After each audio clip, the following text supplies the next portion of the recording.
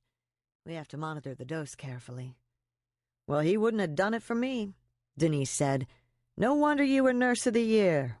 Thanks, baby girl."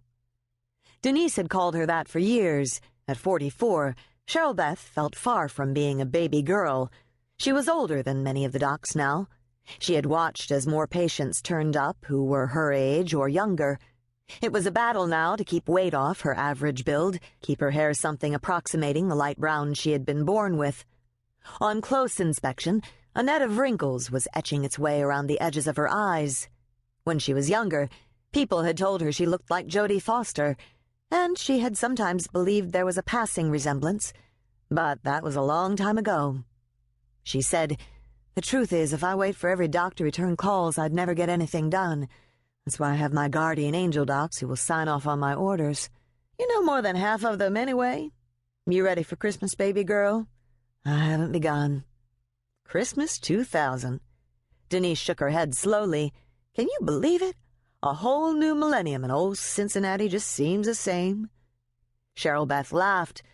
"About the best I did today was rake the leaves out of my flower beds and buy a couple of bottles of wine. Is that Christmassy? I'd love to go have a drink with you right now, but since they stuck me on this night shift, about all I can do is drink a little scotch on my days off. Salve my pain, pain nurse." Actually, tequila has the best pain management properties, and that's data-driven, not Cheryl Beth-driven. She finished her charting and replaced the pen in her white lab coat, which tonight she wore over her street clothes. She slid the chart in its place, which at Denise's station was neatly kept. "Dr. Lustig called for you." Denise dropped a pink message slip on the desk beside Cheryl Beth.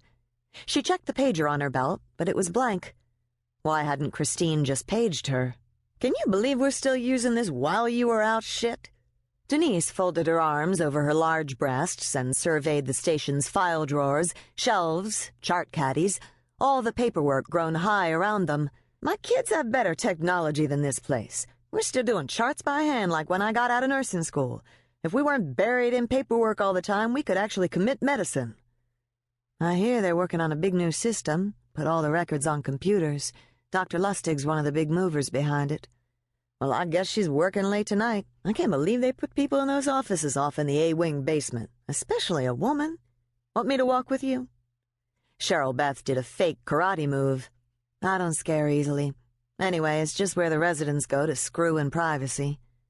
Denise gave a knowing nod. "Not just that, baby girl. Used to be the morgue down there, the mental health wing. There's lots of stories. Some say it's haunted.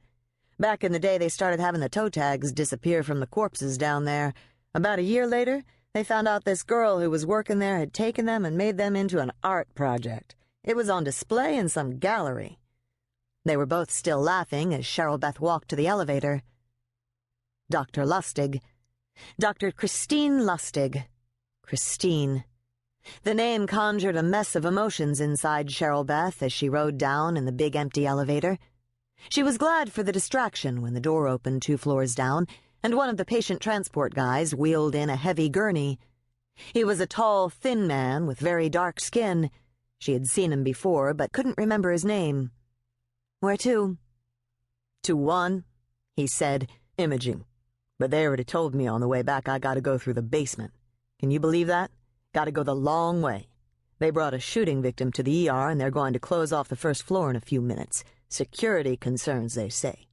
What they mean is they don't want black folks coming down to see what happened."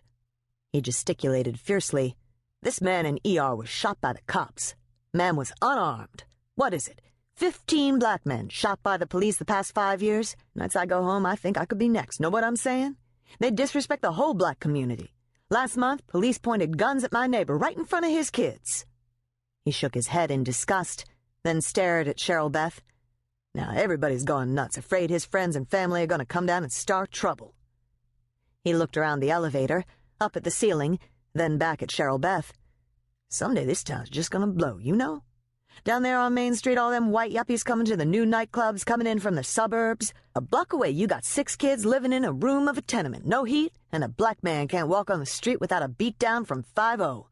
How long before those black folks look over on Main Street and see how goddamn poor they really is? Then what's going to happen, huh?" Cheryl Beth looked at the patient on the gurney. He was a big man with